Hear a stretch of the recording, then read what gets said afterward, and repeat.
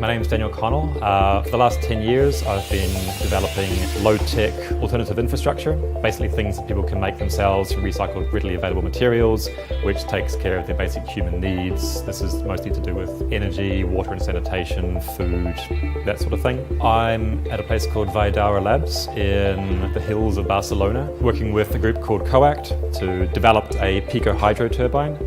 So a very small scale, but very low cost and portable means of producing electricity from water. Basically, right there. So the whole project has been open source, making things more accessible. Theoretically, anybody, anywhere can make this stuff and get access to these resources. There's a bit of optimization is going to start rapidly paying off. So we're going to try again with two different approaches. A basic computer fan. Plan B.5 is this impeller design, which we're going to now 3D print.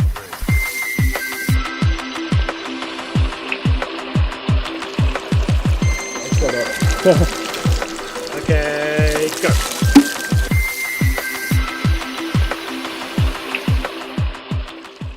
So this is the phase 3 turbine. It's similar to the previous ones that we tested.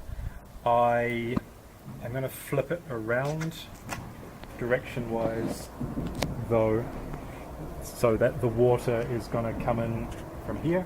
So this will be on, so we're going to move it to further down the canal with about like a 2.2 meter drop instead of the 0.9 meter drop, which should give like 3.5 times as much power overall. So the water's going to come up here, go through here across the top of the weir and then vertically down. This is going to be horizontal, and then the water's going to come up this way and turn the fan in that direction, and then pipe's going to plug in here out on the floor. Other than that, it's basically the same. So we're going with the unreinforced PCU fan because it did the best revs. The 3D printed impeller did a good job. In terms, it did more torque with less revs. I want more revs with less torque. I don't want less torque, but I want more revs because that means more voltage, which means less transmission losses and stuff. Sorry. Don't worry. Tell you what then. Wow, water and some level of toxic waste. Water from the Anoia River. Yeah? Yeah. Wow! Loco! Vamos! Holy shit! Yeah. So fast!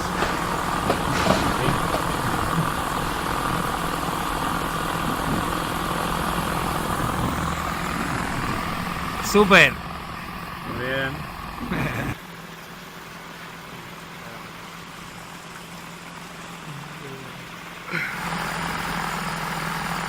There we go. That's the number.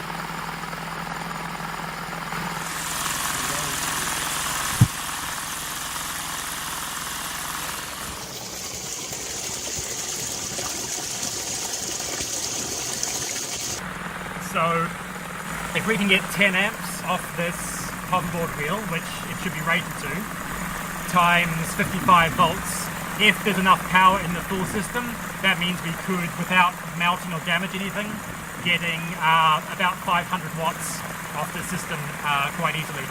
If there's enough water flow, but there should be, because like the full system power of this is about 1.2, 1.3 kilowatts.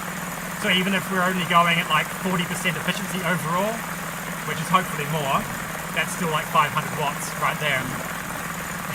So that times 24 hours a day is 12 kilowatt hours, which is enough to run about 2/3 of a Western suburban home. Everything here cost about €40. So like what we've got here in terms of water availability is quite good. We've got this like long vertical drop, we've got like a really solid water supply here. Most situations aren't going to have something quite this good. This is a good situation, but it's also a lot of power. So in other sort of like in places where you've got like little streams that come down a couple of meters on an angle, this will do a lot less power, but it'll still do useful amounts of power. Especially if you're camping, make a little portable version. Especially if you're living in the developing world, the global south, then this, I mean, what's coming out of this right now will power like, I don't know, like half a dozen homes in like a developing country easily, and cost less there than it did here because generally materials are more cheap. But this is all very, very standard stuff.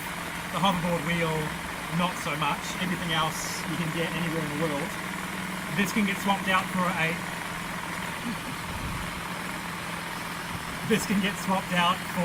motorbike alternator or something similar to that, which is available anywhere in the world and will do fairly similar amounts of power and voltage per rev. So next we'll wire it up. That'll be on these guys here at Califo to have to design a system for themselves, which is kind of like do what they want it to do, wire it in, and then we'll start getting some numbers, some data, and that can be broadcast. Once this has been going for a while, and as long as it doesn't break, I mean, we still need to like burn this in, obviously, over like days and weeks and months. But if it does all hold together, if it does seem like it's a fairly optimized design, then I'll be doing a full 3D animated construction tutorial how to build the thing itself, and then everyone can make one if they want one. So basically this is a very good result. This is a very good result. I'm pretty happy with this. Alright, let's see how easy this is. Yeah, pretty easy.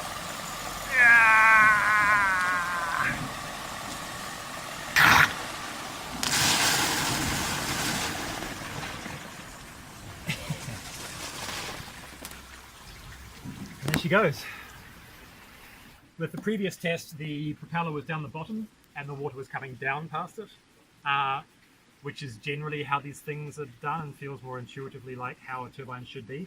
With like a Pelton or a Turgo, like the more usual like 20 meters, 100 meters of head, running a bunch of pipe and having like a jet of water onto like a spinning like turbine wheel, then you need to put the turbine at the end, obviously, because that's where the pressure is at the bottom. But that's not how this turbine works. This turbine works by getting as much water moving as quickly as possible. Not like the pressure difference between the start and the end isn't where the power is coming from. The power is coming from the momentum. So it's more like a wind turbine in principle than a water turbine like a Turgo or a Pelton.